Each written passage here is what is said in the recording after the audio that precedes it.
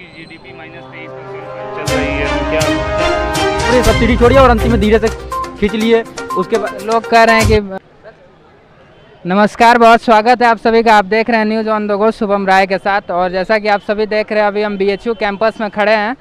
BHU campus में VT temple या Vishwanath temple, यहाँ पर हम आए हुए हैं क्योंकि यहाँ पे काफ़ी संख्या में जो स्टूडेंट हैं या फिर बाहर के लोग भी यहाँ अक्सर घूमने के लिए आते हैं। तो अभी हम आए हैं तो कुछ बीएचयू कैंपस के हमारे साथ स्टूडेंट हैं, तो हम उन लोगों से बात करेंगे। चुनावी मुद्दा हालांकि हम कवर कर रहे हैं, तो हम जानेंगे जो विधानसभा चुनाव होने वाला है तो किसकी सरकार बनेगी, युवाओं के बीच में क्या माहौल है मुख्यमंत्री को लेकर के। तो आइए, यहाँ पे कुछ हैं भाई साहब, उनसे बात करते हैं। भैया बताइए आपका नाम। दिव्यांश सर दुबे। अच्छा, तो सर ये बताइए कि जो चुनाव होने वाला है विधानसभा अगले साल मुख्यमंत्री वाला, तो आप लोगों को क्या लग रहा है, क्या माहौल है इस बार, किसकी सरकार है? बीजेपी आएगी।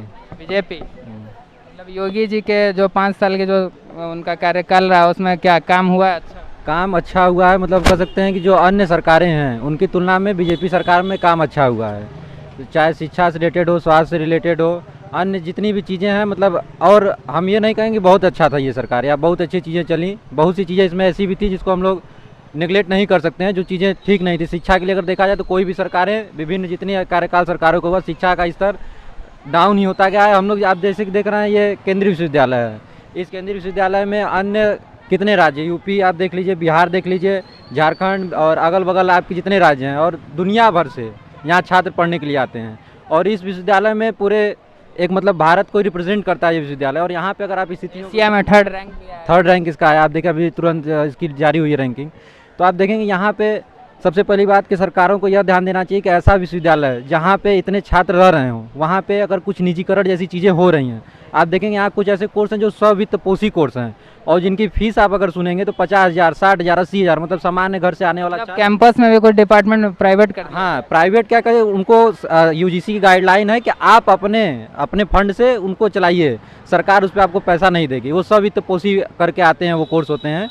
तो इसमें होता है कि 60,000, 70,000, 80,000, मतलब आप समझिए कि इस विश्वविद्यालय में आने के बाद जो केंद्रीय विश्वविद्यालय है, मतलब ऐसे पूरे आप इधर का पूरा एक एरिया मिला ले तो एक इकलौता विश्वविद्यालय जिसपे पूरा लोड है। और ऐसे विश्वविद्यालय में अगर इस तरह की चीज़ें होती हैं, मतलब छात्र 80,000 रुपया दे, फिर मेज में रहे, खाना, फिर मेरिट निकालने का क्या मतलब है? हाँ, वही चीज़ है ना कि आप कंपटीशन भी देते हैं, कंपटीशन बीट भी करते हैं, फिर उसके बाद आप यहाँ आते हैं। देखिए सरकारें क्या हैं, सरकारें हमसे टैक्स लेती हैं, उसके बदले में हमें क्या देती हैं? शिक्षा देती हैं, स्वास्थ्य देती हैं, रोड देती हैं। शिक्षा की स्थिति देख लीजिए, कौन आज लड़का है जो कि शिक्षा, बेसिक शिक्षा में सरकारी स्कूल में पढ़ना चाहता है? कोई भी गाँव में भी आप देखेंगे तो सरकारी शिक्षा की स्थिति एकदम बदहाल है।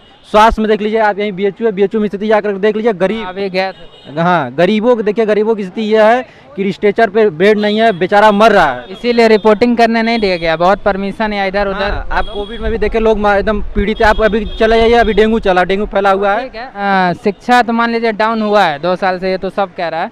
रोजगार सबसे बड़ी समस्या है। अगस्त मंथ में भी आप देखिए सर्वे हुआ है, 15 लाख लोगों की रोजगार जो है जॉब गई है। और रोजगार क्या मिलेगा कुछ समझ नहीं आ रहा। हालांकि दावा हो रहा है 50 लाख, 2019 में बोले थे कि 50 लाख युवाओं को रोजगार देंगे, बोर्ड बैनर भी लग गया है, लेकिन हमको लग नहीं रहा है कि मतलब। देखिए रोजगार में सबसे बड़ी समस्या क्या आपको पता है? रोजगार में यहाँ पे जितने भी शिक्षार्थी हैं और जितने विद्यार्थी हैं उनको बरगलाया जा रहा है, चाहे किसी की भी सरकार हो। आप रोजगार निकलता तो है, फॉर्म आती है, वैकेंसी निकलती है, और हर वैकेंसी सिर्फ और सिर्फ आप एग्ज़ाम की एक प्रक्रिया से होकर के नहीं गुजरती है, कई प्रक्रियाओं में गुजरती है। पहले एग्ज़ाम डेट आएगी, उसमें धांधली होगा, फिर एग्ज़ाम होगी, उसमें धांधली होगी, फिर फंसेगी पूरी मेरिट, फिर आप जाएंगे कोर्ट, हाई कोर्ट लड़ेंगे, फिर उसके बाद आएंगे कुछ छात्र ऐसे हैं जो कि विगत 10-10 सालों में वैकेंसी आती है, देते हैं, फिर उसके बाद ओवर एज हो जाते हैं। मतलब हम लोग जैसे छात्र, हम लोग इस तरह के तमाम कितने हम लोग भर्तियाँ दिए, अभी तक पता नहीं कितनी भर्तियाँ। आर्मी का भर्ती तो डेट टलते जा रहा है, टलते जा रहा है लगातार। अरे आप देख लीजिए, तमाम भर्तियाँ जितने टेट, सुपर टेट की आती हैं, अभी आएंगी, आप देखेंगे उसमें कहीं ना कहीं पेपर लीक हो गया है, कहीं कुछ हो गया है, फिर पूरा मामला कोर्ट में चला जाएगा, फिर सरकार।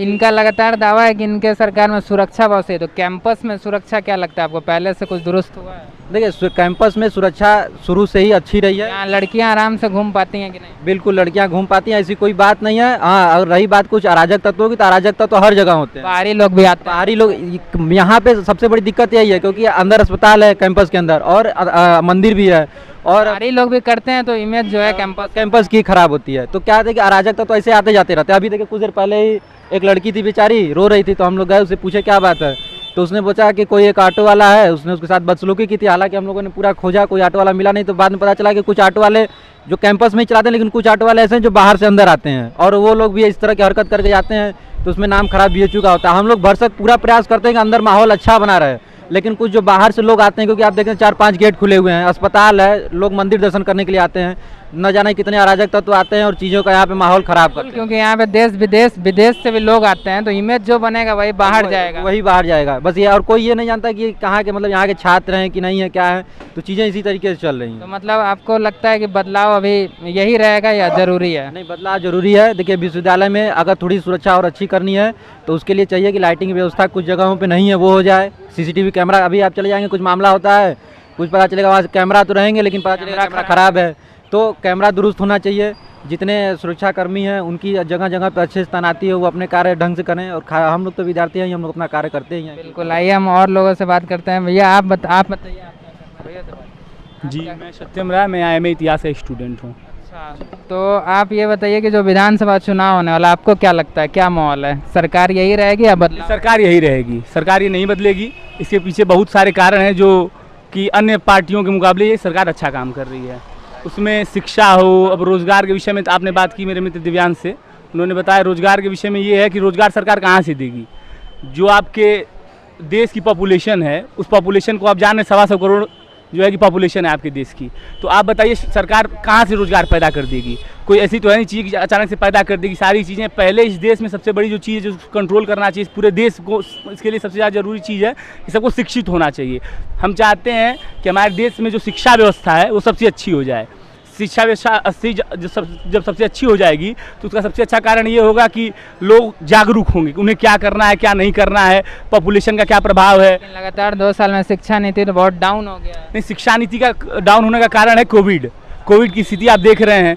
जो बच्चों के स्कूल हैं उस आप देख रहे हैं सारी स्कूल बंद हैं। हमारे यहाँ आप देखिए कि हम लोग को प्रमोट कर दिया गया पिछले सेमेस्टर के मार्क्स के आधार पे। तो आप बताइए शिक्षा कैसे होगी? क्या पता कहीं तीसरा लहर नहीं आ जाए, नहीं तो फिर एक भाई उसमें कोई क्या कर सकता है। अब तीसरा लहर आएगा, लोग सुरक्षित वो ठीक है, आप बोल रहे हैं ठीक है, रोजगार का प्रॉब्लम है, लेकिन लगातार फिर सरकार दावा नहीं करना चाहिए सरकार को ना, वो दावा कर रही है हम 50 लाख कर रही है। उसके पीछे कारण है ना, सरकार को चुनाव लड़ना है। आप बताइए यहाँ भारत की लिटरेसी रेट क्या है, कितने % लोग शिक्षित हैं यहाँ पे? तो आप एक बात बताइए, सरकार अगर दावा नहीं करेगी, लोगों से झूठ नहीं बोलेगी, माहौल नहीं बनाएगी, तो सरकार जीतेगी फिर कैसे? यहाँ पे सारे लोग शिक्षित नहीं ना हैं। आप शिक्षित हैं, आप चीज़ों को समझ रहे हैं कि चीज़ें कैसे हैं, कैसे चल रही हैं, क्या हो रहा है, लेकिन सारे लोग इस प्रकार के तो है नहीं। लोगों को बताना पड़ता है। देश में नोटबंदी हुई, देश में 370 का मुद्दा हुआ, देश में जो है कि इसका राम मंदिर पे काम हुआ, तो लोगों को जो है कि बताना पड़ता है, चीज़ों को बतानी पड़ती है, लोगों पे माहौल बनाना पड़ता है, लोग तब वोट देते हैं। लोगों को समझ में आता है। सारी लोग तो समझ नहीं रहे हैं, लोग गांव में हैं चाहे कहीं पे भी हैं, सारे लोग जो लोग नहीं पढ़े लिखे हैं, चाहे जो जिन लोगों को नहीं बहुत सारी चीज़ समझ में आती हैं, तो यही सारी चीज़ें हैं। लेकिन सरकार फिर अभी नहीं की आएगी। वो सर ठीक है, लेकिन देखिए कुछ चीज़ें महंगाई ऐसी बढ़ी है जो स्टूडेंट से लेके और घरेलू तक प्रभाव पड़ा। पेट्रोल डीजल सबसे बड़ी चीज़ आज के डेट में सबको चलना है, और गैस सिलेंडर का दाम देख ही रहे हैं आप। नहीं, वो बात सही है। तो इस पे कंट्रोल जरूरी है। नहीं, कंट्रोल जरूरी है, इस पे बिल्कुल जरूरी है।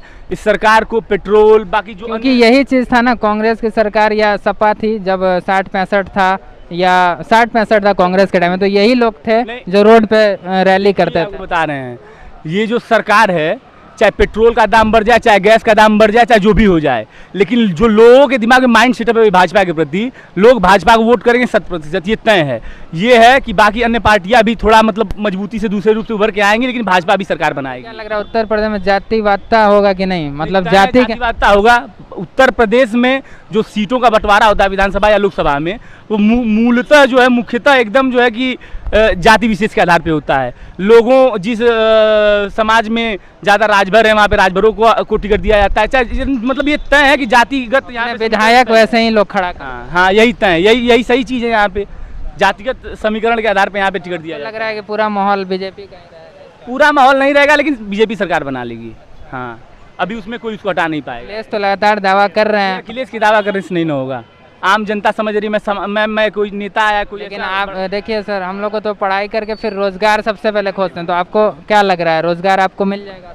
रोजगार हमको मिले न मिले, स्वरोजगार के लिए सबको जागरूक रहना चाहिए। आज के समाज में सबको सरकारी नौकरी और तमाम चीज़ों के प्रति नहीं कि मतलब हमको यही करना है। आप बताइए, हर व्यक्ति को अपने अपने अंदर की स्किल को देखना चाहिए कि हम क्या कर सकते हैं। आप बताइए कहाँ सबको सरकार सबको रोजगार दे ही नहीं पाएगी। 125 करोड़ जनता सबको कहाँ से रोजगार दे पाएगी। हमको आपको सोचना चाहिए कि हमको करना क्या है।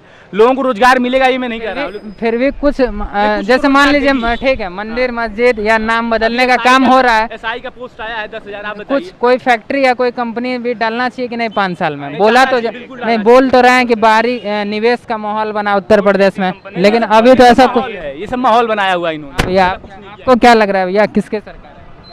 हम देखिए, हमको लगता है कि इस बार उत्तर प्रदेश में परिवर्तन होगा, क्योंकि सबसे बड़ा मुख्य मुद्दा जो है वो बेरोजगारी और महंगाई। जो बेरोजगारी दर का जो आंकड़ा सरकार जारी करती थी, जो एक एजेंसी थी, उसको अभी सरकार ने बैन कर दिया है।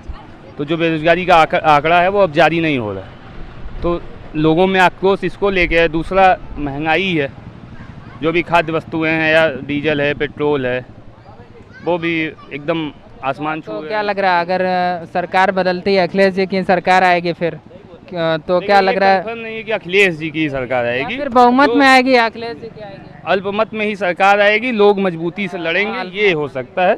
ये अभी कोई कंफर्म हो के नहीं कह सकता कि अखिलेश जी की ये सरकार आएगी। सारी पार्टियां यहाँ मजबूती से लड़ेंगी। सबके अपने अपने वोट हैं, सबके काडर वोट हैं, और जो काडर वोटों के बेस पे ही चुनाव लड़े जाते हैं। तो काडर वोटों के बेस पे बसपा, सपा और कांग्रेस भी अपना कुछ, प्रियंका गांधी के आने से कुछ अच्छा करेगी। इसी कैंपस में?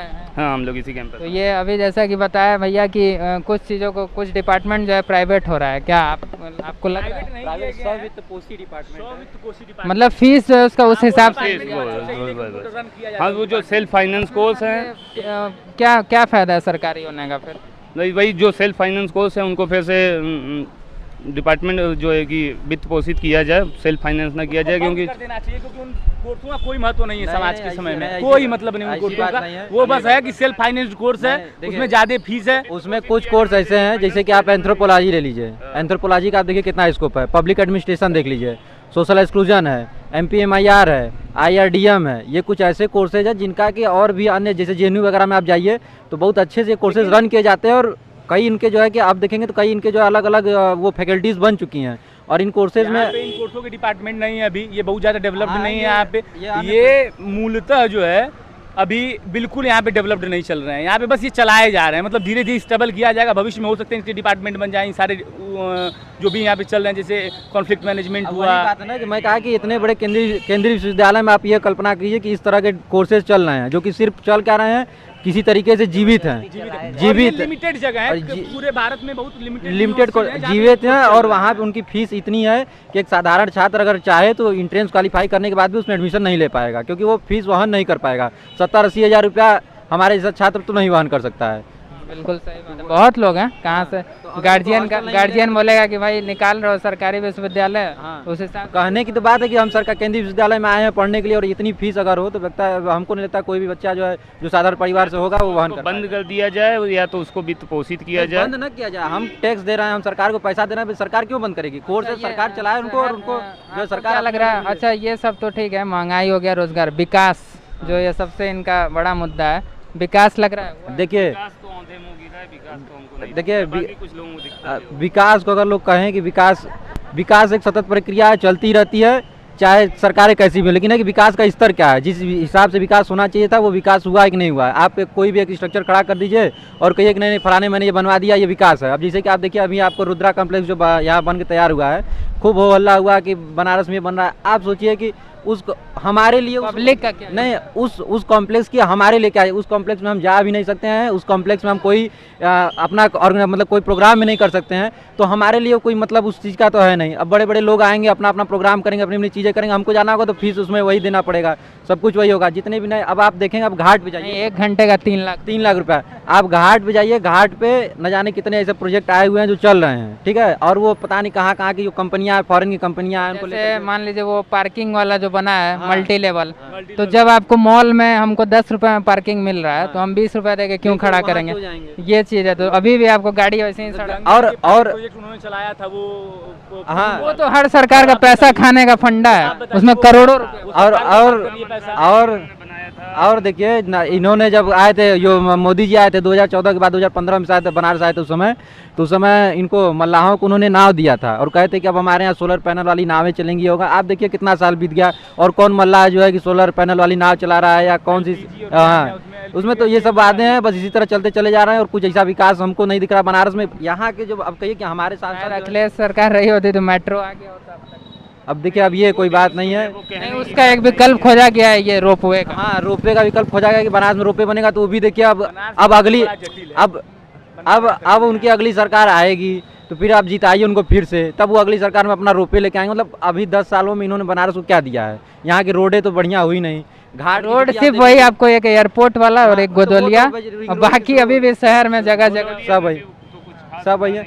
लेकिन हम ये जानते हैं कि अब हमारे पास कोई विकल्प नहीं है इन सरकारों में। हमको ऐसा लगता है कि योगी गवर्नमेंट कुछ चीज़ों को लेकर के थोड़ी एक्टिव है। कानून व्यवस्था थोड़ी एक्टिव है। विश्व पटल पे उन्होंने देश को अच्छे से जो है कि रखा है। कानून में भी सेलेक्टिव है। हाथरस जैसे घटना हो जाते हैं तो हम कहाँ से कह सकते हैं कि डेली कितने रेप केसेस होते हैं तो दबा दिया, वो तो दबा दिया जाता है। तो हम ये सरकारें हैं, सरकारें अपने हिसाब से ही चलती हैं। आप कमियां गिना सकते हैं, अच्छाइयां गिना सकते हैं, सबके ऊपर दबाव होता है, हो सकता है कुछ रहा हो। लेकिन देश का जो स्थिति है बहुत ज़्यादा डाउन है। जीडीपी देख लीजिए पूरा खराब है। हमको नहीं लगता है कि अगले 1-2 साल तक जो है रोजगार का जो भी प्रॉब्लम है सॉल्व होगा। चाहे कोई जो सरकार सेंट्रल गवर्नमेंट की थी, जो शिक्षा बजट आता था उसमें से भी इस सरकार ने कटौती की है। इसलिए बहुत सारे जो कोर्स थे वो जो वित्त पोषित थे वो सेल्फ फाइनेंस हो गए हैं। यहाँ ही नहीं बाकी बहुत सारी जगहों पे जो सेंट्रल यूनिवर्सिटी है। बीएचयू को एम्स का दर्जा दिया गया है। हॉस्पिटल में आप देखें, हम लोग तो लगातार हॉस्पिटल आना जाना होता है, यहाँ मैं मरीजों को देखता हूँ, स्थिति देख करके लगता है कि अगर वास्तव में अगर कोई गरीब व्यक्ति है उसको कोई बीमारी हो जाती है तो मुझको लगता है कि उसको इस तरीके से तड़पने से अच्छा है अस्पताल भटकने से अच्छा है कि उसको मर जाना चाहिए। आप एक बार अस्पताल घूम करके देखिए अस्पतालों में क्या स्थिति है। अगर एक गरीब को अगर कैंसर, हमको लग रहा है डेंगू का वही होगा, इसीलिए वही स्थिति है। बिल्कुल एक बेड पे आकर के देखिए पंखा चल रहा है, टूटा हुआ पंखा है।